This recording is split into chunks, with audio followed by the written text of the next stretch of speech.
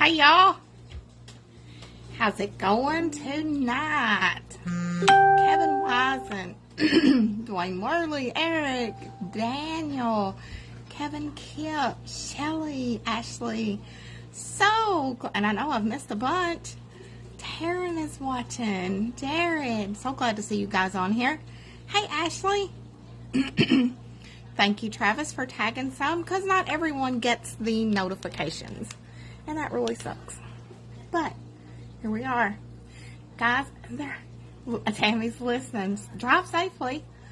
Gary Bodner, Tracy, Brandy. So glad you guys made it tonight. And it seems like you guys are regulars, giving up your Tuesday night for Tank Talk. And I do appreciate that. We do have a very special guest tonight. We have Jake Phillips from Biota. I always want to say it wrong. So, hey Joe Glass Cages. You like my hair? I don't like my hair. I don't like the color of my hair. Well, I just don't like it. It's the best I could do after the cut and color. That's what we got. That's what we got. Hey Daniel. Guys, I want to tell you that there will be a special post to watch out for after the live. Not only do we drop the winner of whatever we're giving away tonight, which I do know is a $100 gift card to Biota, and but there's going to be something else special besides that. So I'm not going to give you too many hints, but just know that our birthday is coming up soon, very soon. We will turn 1 on April 4th. So it might have something to do with our birthday. So you want to... Hey, Hannah. I'm so glad to see you watching tonight, sweetie. Hope you're doing good. Love ya. So you guys are going to want to watch for that drop. It might have something to do with our birthday. And I say our birthday. That might be a little hint. So watch out for that. Anyway, I want to thank you guys for all the invites. When I looked earlier, we were at 4767, I believe. We're trying to get to 5K by our birthday. So, we only got like 233 to go, I think, maybe. Maybe a little bit less than that right now. I don't know, but we're getting there. So, anyway, keep the invites coming, guys. I went hog wild and was inviting for another group, and I got put in invite jail, and I still have 2 more days of detention. Yeah, so I can't even invite to my own group for 2 more days. So y'all help me out here, pick up some of the slack, and send some of them invites out for me, because I'm missing out on getting my invites out. And so, but we'll invite jail. That's right, Lori. Oh my gosh, yeah. I'm in the invite jail, and I hear tell that I have company in invite jail. So there's that. At least I'm not alone. Anyway, guys, I'm going to see if our special guest is on here. Don't forget to watch out for the drop after the live. I do. Yeah, you are too. I'm glad I got Andrew Sandler's company in invite jail, so can't be that bad, right? Let me look and see if I can find our special guest. Let me search for him and see if he's watching. Okay, so far it says no results found. So I did talk with him earlier. Hey, Affordable. There's Courtney too and Penny. I did talk with him earlier, so oh, there you are. Okay, let me find you now. Let me see if it will. Nope, it'll just let me give you a sticker right there. Let me see if I can search your name again. Okay. Jake, it's not letting me search for you. I don't know why. If you can send a request like you did earlier, if you can do that, that would be great. I'd really appreciate it. Let's see. I'm missing a bunch of comments. You have to find a fish. Yeah, I guess so. I guess so. It might give you. Jake, can you request? Well, I did it earlier, Bobby. There it is. I see it.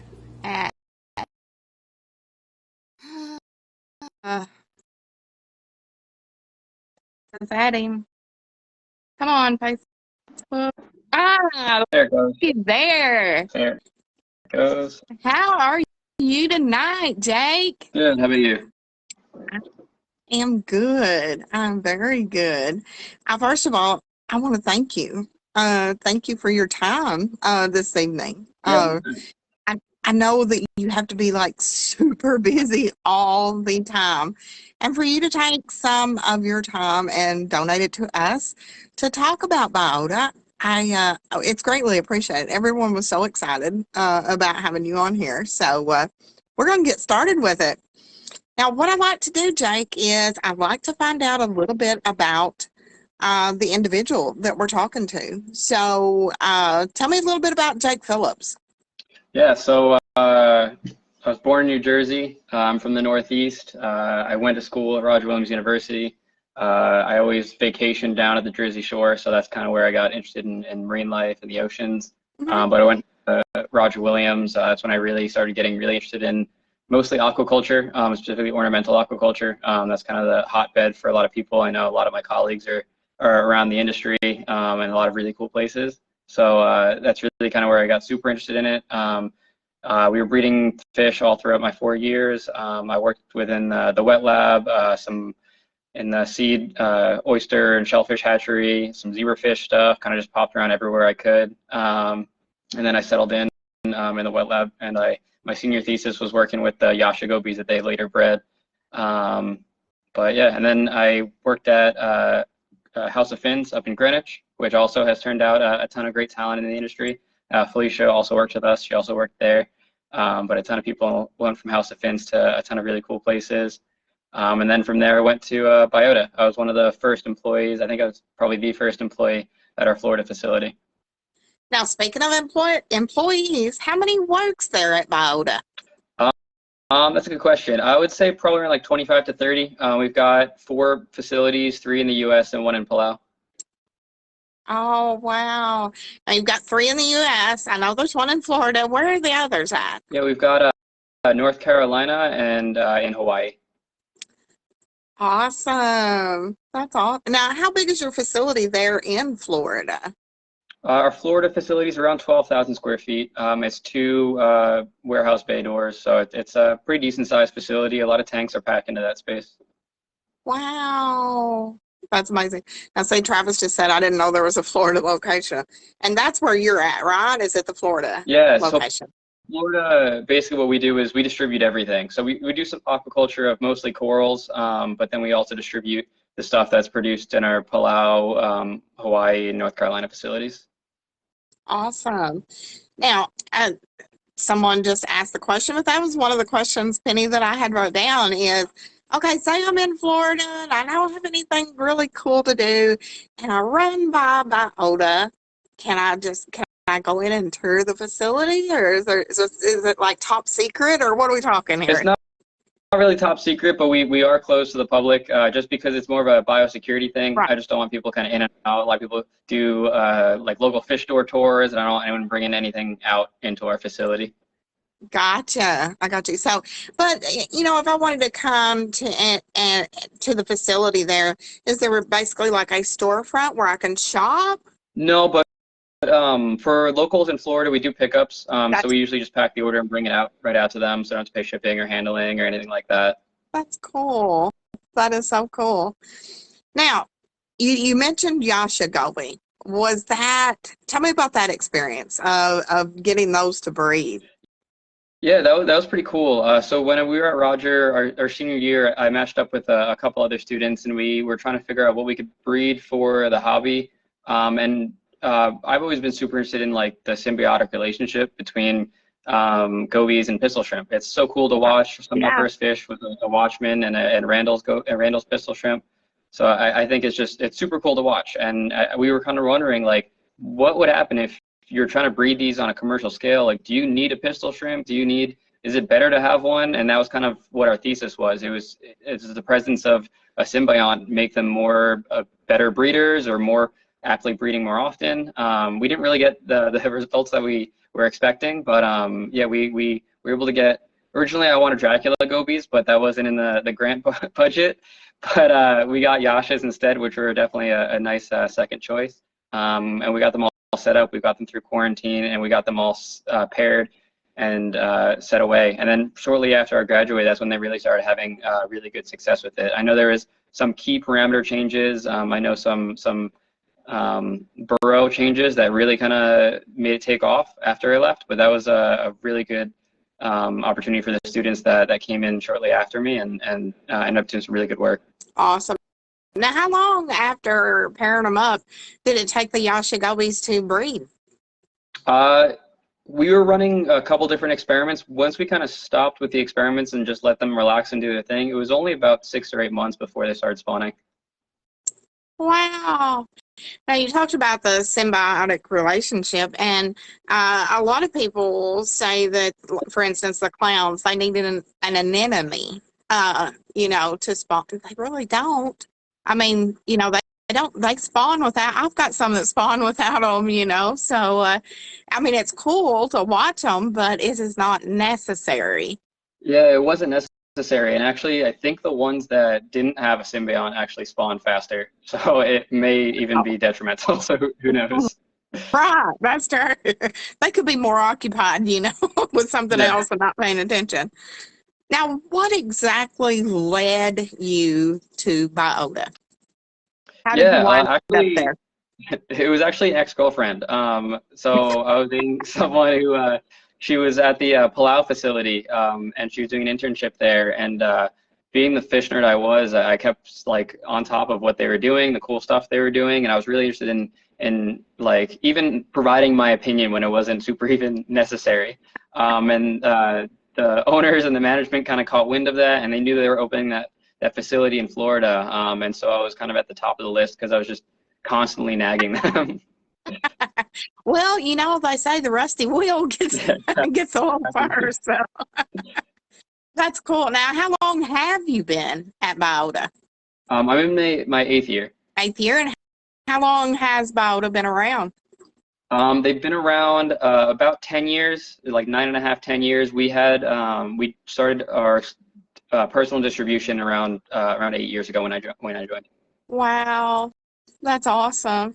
Now, the name Biota, that is so different. Do you happen to know how they come up with that name? Yeah, I think they came up with it just because I think biota, like a scientific terminology, just means like living things. And I think it's kind of what we want to encompass. We want to be able to provide kind of all living things for an aquarium. So that's why we don't just work on fish. We also do corals, inverts, and everything you can kind of imagine.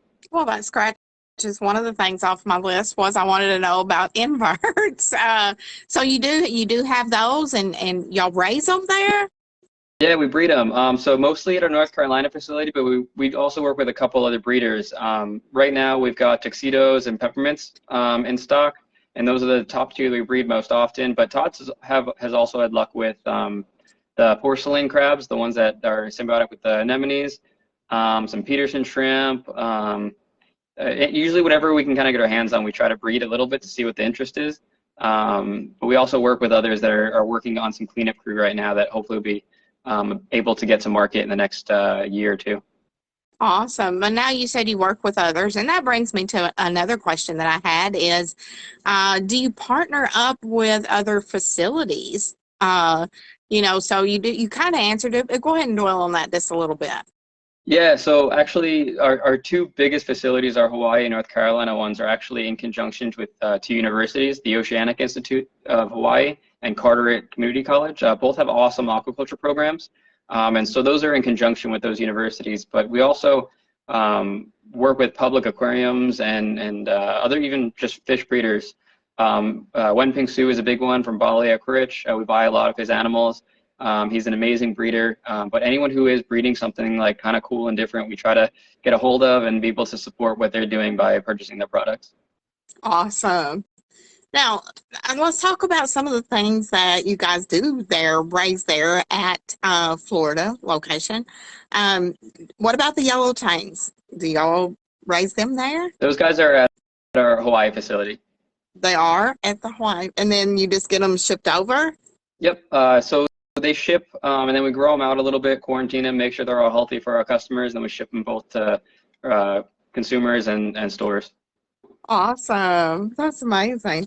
Now, when you said, I guess they raise them at the facility in Hawaii, right? They don't just capture them. Okay.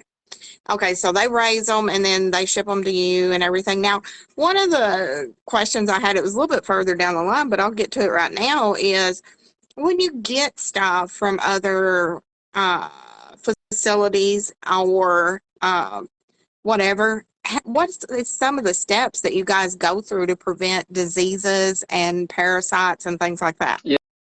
Yeah, we have a pretty strict biosecurity protocol. Every single facility that we buy from has its own system. So it's not crossing over to anybody else. So our Hawaii has a system, North Carolina, Plow, and even our other third-party companies we purchase from. So we just want to make sure that there's no cross-contamination. Every single system has their own nets, buckets, air stones, every single thing. And then we also, depending on the species, we do some prophylactic treatments. But what we do a lot of is skin scrapes and gill clippings and fin clippings, making sure that we can see if something's on their bodies or on their gills, just so we know what we're treating for and if we need to even treat, because we try not to stress the animals out if they don't have to. Right. And we all know that, quarantine at best stresses the fish out. Now, let's talk about captive bred versus wild caught. Tell us some of the advantages, or if there is disadvantages, to captive versus wild caught. Yeah, I think the biggest advantage is you're kind of getting something that already knows the aquarium life. If you were to take, especially like a big schooling fish that's used to like migrating or massive areas in the ocean, it may be difficult for them to kind of get used to a person feeding them pellets every day or feeding them frozen food. So all the fish that we feed, or all the fish that we have, are already feeding on every kind of everyday diets. We feed a lot of ZKI pellets, mastic, nori, frozen, anything you kind of think of, we feed to our fish. We feed them 6 times a day, so they get a pretty big varied diet. So I think that's the biggest difference. Wow. Oh, that is so cool. Now, one of the things that stands out, I'm not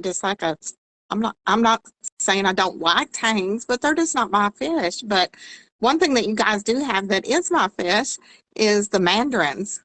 Yeah. I love those. So, the fact that you can order and you get a mandarin. Now, let's just say I have a male in here that lost his mate. Can I specifically order a female, or is it just like, you take what you get? Yeah, you can specifically order a male or female or even pairs from our site. Our staff's really great at picking out, even when we sell them pretty small. That's the one downside. But even when they're small, we can sex them correctly and make sure they go out to their clients. But yeah, I mean, it's awesome being able to breed mandarins. That's kind of what I think put us on the map.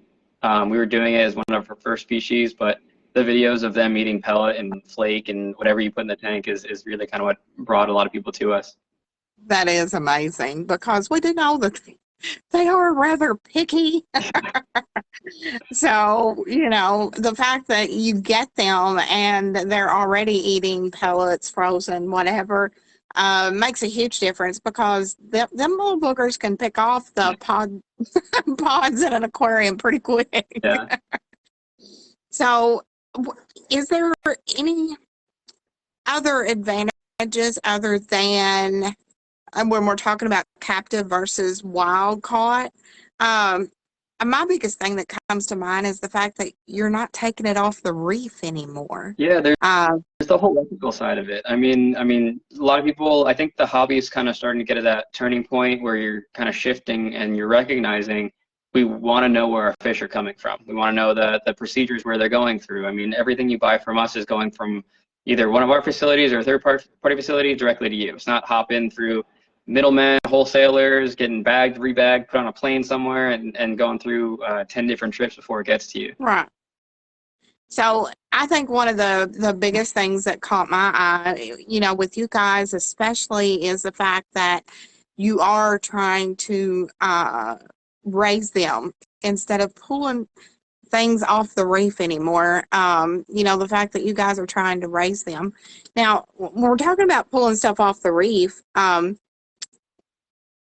was reading that in some instances, due to fish being very small, such as the nano fish, the little gobies and stuff, um, I read, and I don't know if I read it wrong or not, but sometimes you guys just collect the eggs. Is that right? And then So hatch the eggs? everything we currently have for sale is all captive bred. So it means that the parents are spawning in captivity. We do some work with larger species that are more like public aquarium based. A big one is like the blue line sea bream. They do giant spawning aggregates in the wild, and we kind of swim through with a big plankton net, collect the eggs, and then hatch them in captivity. This is because when they're kind of left out in the wild, a really high percentage of those eggs are usually getting eaten. When we're doing these kind of dives, you see manta rays, you see sharks, you see everything kind of scooping up a big portion of those eggs, and then a lot of them don't make it to adulthood. So if we're grabbing the eggs and hatching them in captivity, we definitely have a higher percentage that make it. Awesome. Well, that's wonderful. Now, and speaking about captive bred and what you guys are doing, do you guys ever breed and get them to breeding in captivity, and then do you ever release back to replenish in the ocean? Do you guys do that?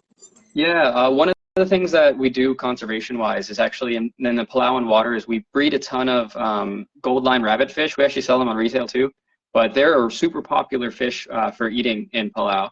And for every fish that we sell, we release two back in the ocean because we're so great at breeding these fish in conjunction with the community colleges in Palau that we actually do release days. A lot of our social media is bringing in elementary school kids and teaching them about aquaculture and being able to release their own rabbitfish in the wild. And our whole thing is maybe one day they'll be fishing and they'll catch a fish that they released into the wild, which is kind of cool.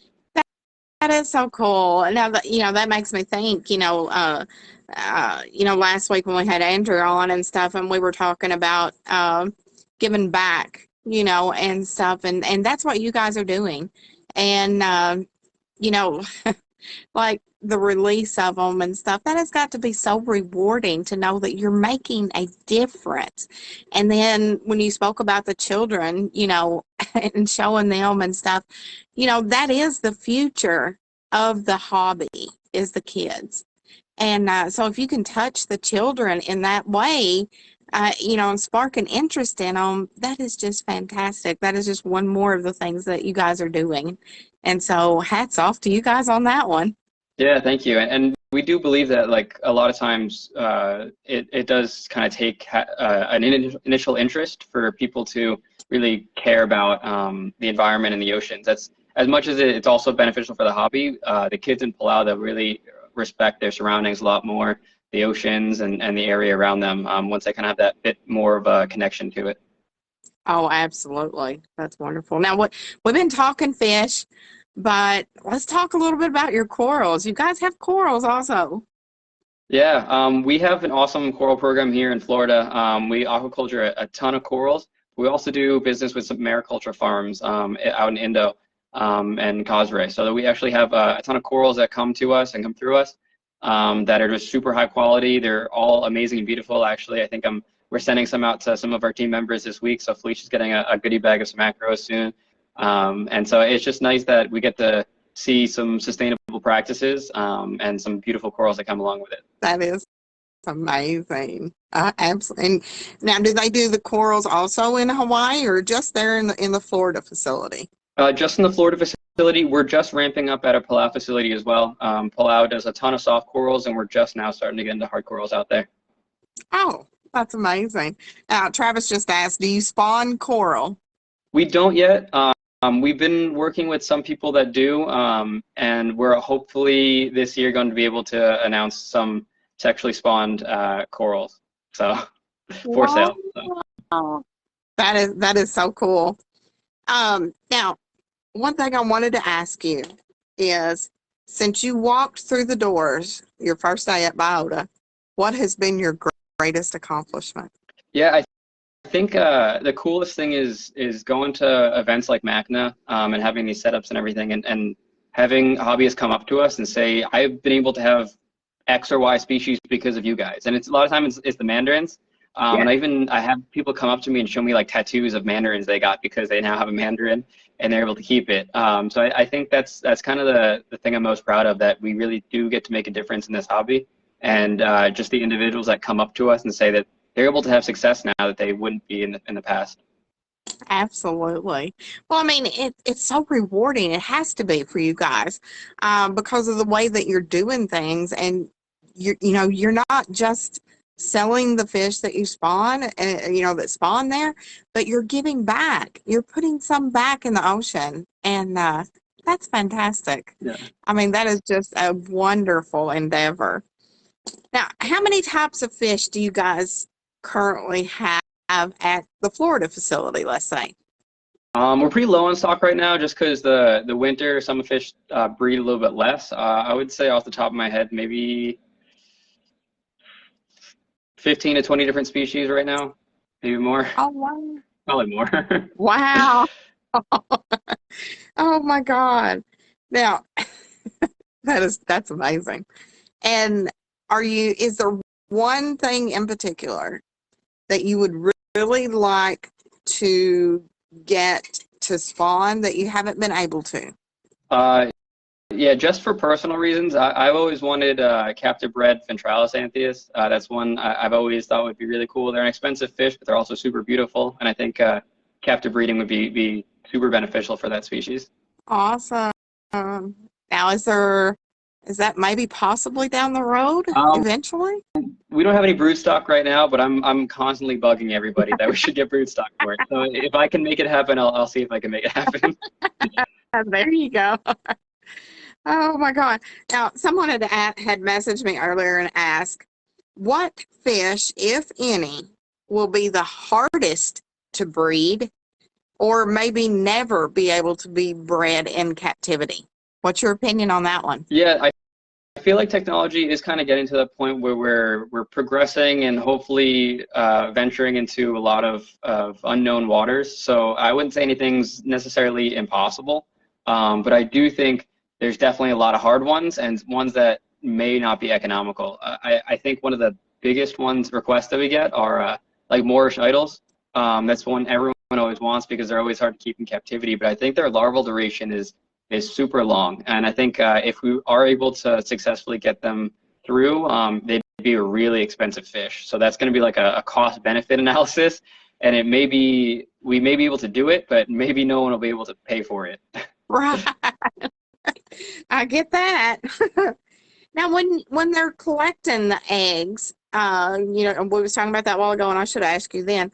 But when they're collecting just the eggs, how do they do that? Is there like certain procedure? They use nets, scoops? I don't know. What do they do? It depends on the species. So with fish, there's really only like two types of spawners. There's demersal and pelagic. So demersal means they spawn on something like you would see clownfish and gobies and things like that. When they're spawning on substrates, they're easy to kind of just take at around right before they're going to hatch, heavily aerate them, hatch them in a dark room. But when they're pelagic spawning, a lot of times they have specialized egg collectors, like at our Hawaii facility. So they're constantly upwelling the eggs so that they can get so they can collect them when they're spawning. And a lot of these fish spawn every single night. So you're collecting eggs over the course of the week and then putting them to a larval like hatch out. Yeah. And yeah, so egg collectors are usually the easiest way to do that. Wow. Now you was talking about pelagic. Do you guys have you tried it, or is it just off limits, or is it something in the future? Frogfish. I've had a couple hobbyists reach out to us about frogfish, especially spawning in their tanks. So I think it's something that can happen in the future. I think it'd be a cool species to work with. I know Frank Banch had some larval photos of them a while ago. They're really cool larvae, so I think it might be something on the horizon, especially even at like a hobbyist level to get them spawning in captivity. Awesome. Now they have a very long larvae stage also, so that one might be kind of difficult to to do. And so, but I mean, what is on the horizon? What is on the horizon for Biota? Yeah, so I would look closer to the end of this month, maybe early April, for us to announce a new angelfish. That's something that we've got pretty close. We're working on some different wrasse species at our Hawaii facility. And I know Palau is always working on some crazy stuff. So we'll probably see some cool gobies over the next couple of weeks and months, definitely from our Palau facility. But I think definitely keep an eye out close to the end of this month and early April for a new angelfish species. Oh, no hints, just angelfish. I don't know if I'm allowed to talk about it. Okay. I don't want to. Not gonna get you in trouble. Like dwarf angelfish to narrow it down a little bit. Okay. I don't want to get you in trouble. Oh my gosh! Now, have you been to the Hawaii facility? No, I haven't. I'm mostly at the Florida facility. It's rare that I get to even leave there for MACNAs and things like that. But yeah, no, I haven't been to any of our other facilities. But we do video chats every single week, so it's almost like I'm there. Right. But going to Hawaii would be pretty cool though too, wouldn't it? Yeah, going to Hawaii and Palau. Palau is definitely on the bucket list. I bet. Now, someone said starry blennies. Y'all do those? We don't do those yet. We have a breeder that is working on them though, so it could be in the near future. So I guess there's a lot of good things on the horizon for Biota. Yeah, we're always working on new stuff. That's fascinating. That is absolutely fascinating. Now, what all types of inverts do you guys have that we could order? Yeah, right now it's mostly Wordmani peppermint shrimp and tuxedo urchins, but we do get batches of different snails, crabs, hermit crabs, and things like that. Gotcha. Now, someone said boxfish? That's a cool one. I've heard of some hobbyists even have good luck of them spawning, even without a mate, which is kind of cool. I think it could be something that could be done. Oh, wow. There's just so many opportunities and things that is just right there that you guys can try to make happen and do. That's got to be one exciting job you've got. Yeah, even thing on like hobbyist level, like even before I started working at Biota, I would have just pairs of things. In my college dorm room, we had probably about 30 tanks before the RAs kind of shut it down, but we were trying to breed a lot of stuff. And I think a hobbyist, it kind of seems daunting at first. A lot of people start with clownfish, but you can do a lot of gobies, damsels, even some pelagic spawners. So I think if you're interested, it's always good to give it a shot with something that you really want to see bred in the hobby. Absolutely. Now, someone said, let me see if I can scroll back. Someone said, do you do saltwater feeder shrimp? We don't. We just do peppermints right now. Just peppermints? And what about leopard wrasse? A lot of the different wrasse are kind of difficult, just because like deer labris, even some melanaris, they change sex so often that it's hard to get consistent spawning from them. I think the technology is slowly getting there. So we've had success with cleaner wrasse.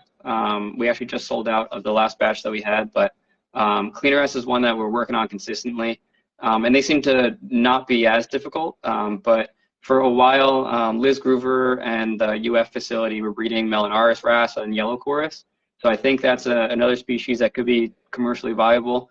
And then I think from there we can hopefully get things like leopard wrasse and then maybe into Cerulabris. Cerulabris, they change so often, and there's so many phases with the different terminal and juvenile phases that it's hard to kind of keep that under control and make sure they're spawning all the time. All right. I bet. Now, someone asked in the comments, and I jotted it down so I wouldn't forget. Do you guys have Acropora? We do. Yeah, we just got a shipment in this past week. Every week we've been putting up new batches on our What You See is What You Get section. We also have just regular mystery kind of Acropora if you're letting us pick for you guys. Oh, that's awesome. Now, Jake, I want to ask you, there's so many things coming up or, that's maybe on the table for Biota. But what's on the table for Jake?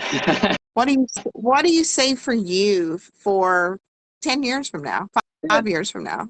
I mean, 5 years from now, I definitely hope we're breeding a lot more. I'm happy at the position I am, being able to manage our Florida facility and kind of head the distribution and everything.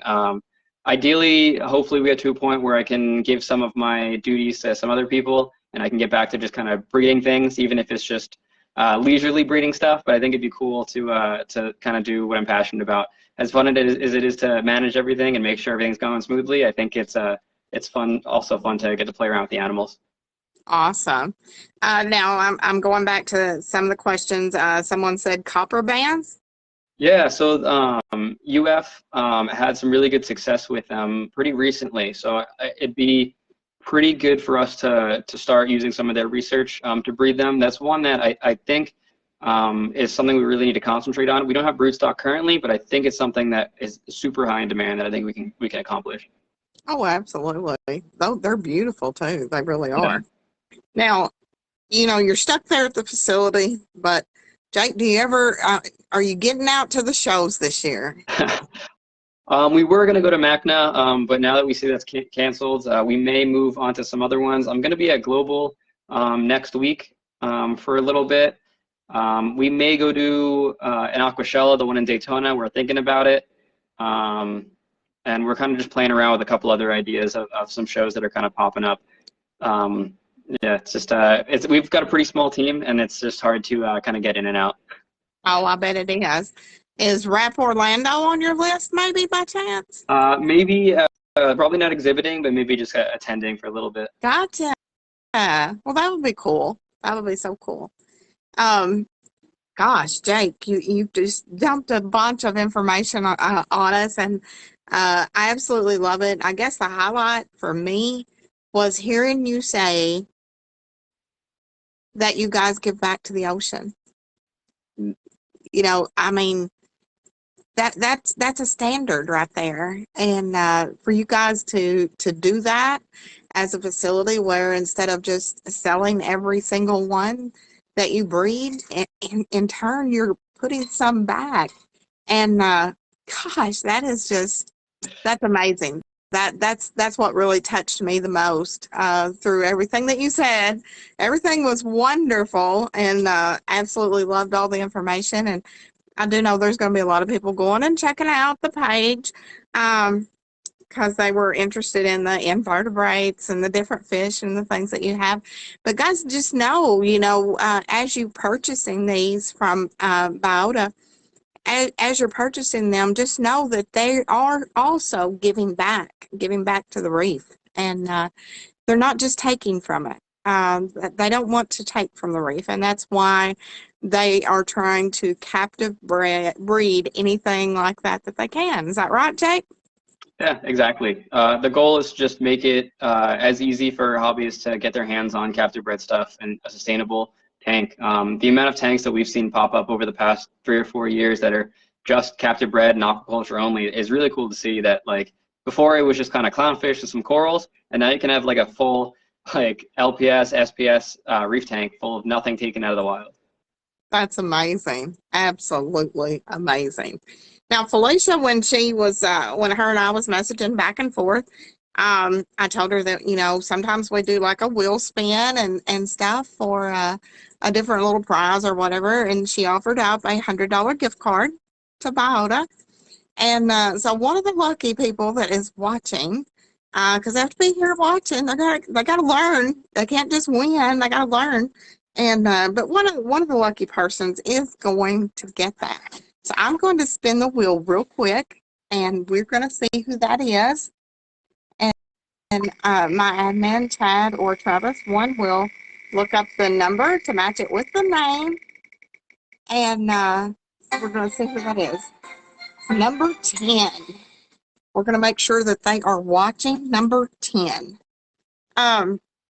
Whoever started Biota, what was their goal in mind while we're waiting on number 10? Yeah, so we've got awesome investors that their real goal is to make an impact. And I think what they've kind of learned from talking to a lot of people in this hobby and meeting people at shows is that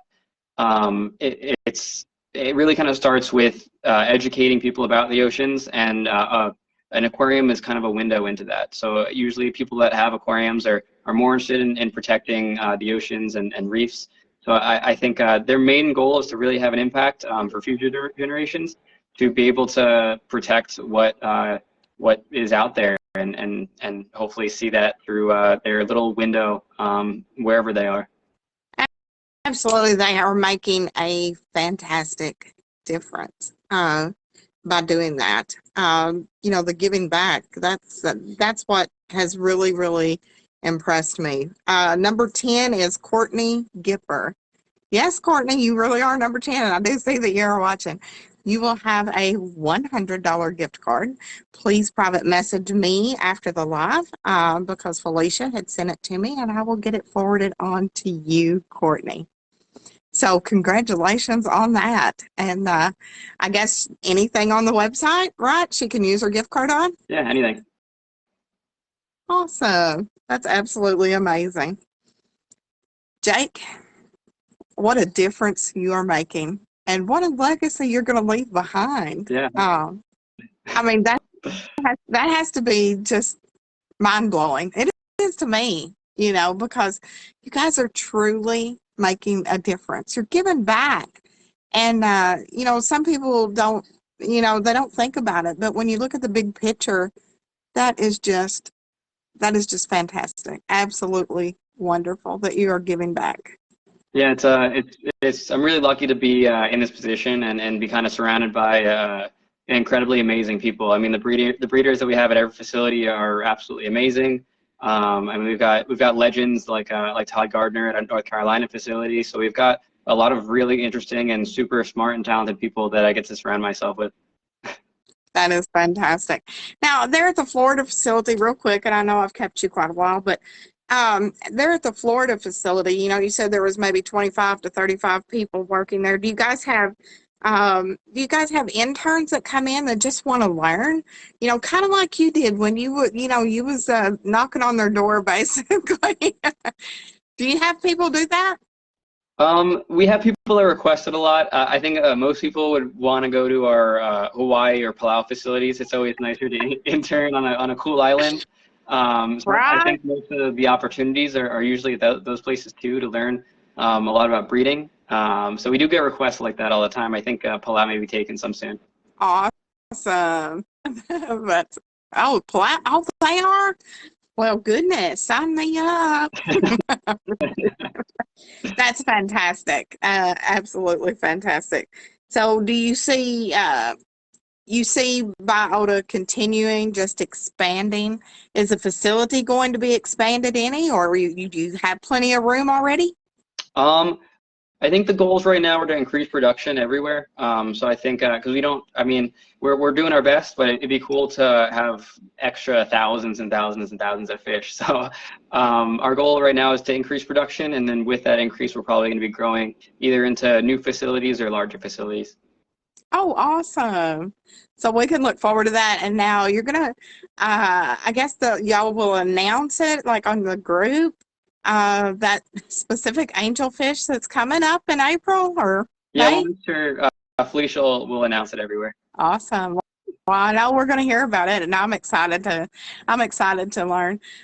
Tracy says, I wished I could be an intern at any location. That's all right. Florida's not that bad.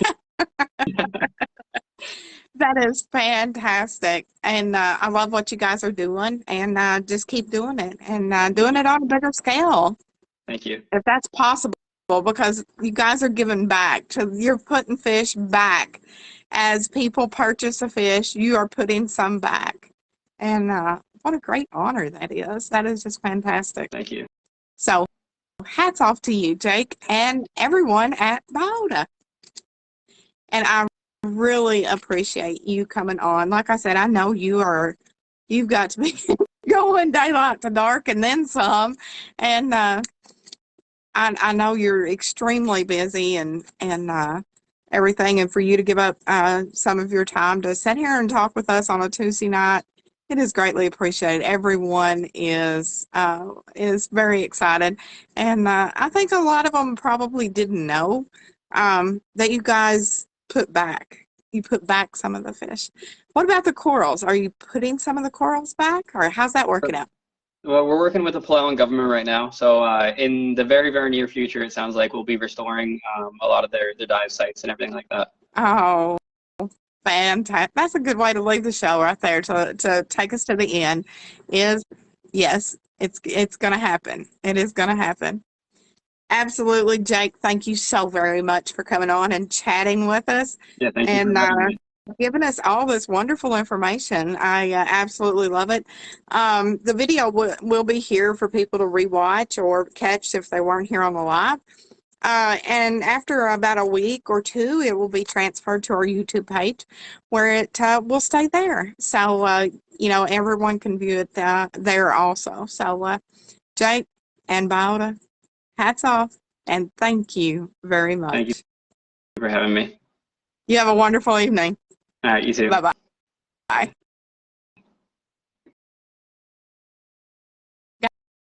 Guys, I want to thank you so very much for joining us tonight. And what a great chat it was with Jake from Biota. Please go check out the group. Chad has gracefully dropped the link to Biota. So go check out the webpage and just know that when you purchase some items on there, that they are giving back. It's just not some, give me $100 and I'll send you a fish. We're done. They're giving back. They're putting back in the ocean. And I'm just like, that's just fantastic. That just blows me away. I did not realize that. And I'm so glad that Jake, that I asked him about that, because I think a lot of people didn't know. And that is one thing that everyone needs to know, because the fish and things that you're buying, just know that there's going to be another one placed in the ocean. And so that's fantastic. And they're not taking them off the reef. So that is wonderful also. Guys, if you notice this little art here behind me, let's see if I can get a little closer view of it. Guys, meet Picasso Pan. This was gifted to me from Megamind. This is from one of the photos that he took. He's so good at taking photos. And this is a piece of wall art that he sent me. Was going to put it up there, but it is too big. It will not fit up there. So Picasso Pan is going to be my buddy sitting right there by my shoulder. So anyway, and guys, I want to tell you this. If you haven't left, listen to this, because not only are we going to post that Courtney Gifford won the $100 gift card to Biota, but there will also be a separate post, and you're going to want to watch it, or not watch it. You're going to want to look for it. It's something fascinating, exciting, and I think you're going to enjoy it. It's going to be a lot of fun. So anyway, guys, keep those invites coming. We're this close, and I'm in invite jail. So keep the invites coming if you're not in invite jail like Andrew and I are. So keep the invites coming. Spread the word of the page. And guess what? guys, we've got another amazing guest next week. Who's it going to be? Watch for that drop. It's going to be exciting. I do know a lot of you are interested in their products. I'll say that. And so you're going to want to see next Tuesday, 7 p.m. Central Standard Time. We will be right back here and have another amazing guest. Thank you, Jake from Biota. And it was absolutely my pleasure. You guys take care. Have you a wonderful evening. Watch for the drop here in just a little bit. And I will see you guys next week, same time, right here with, let's find out. Y'all have a good evening. Bye, y'all.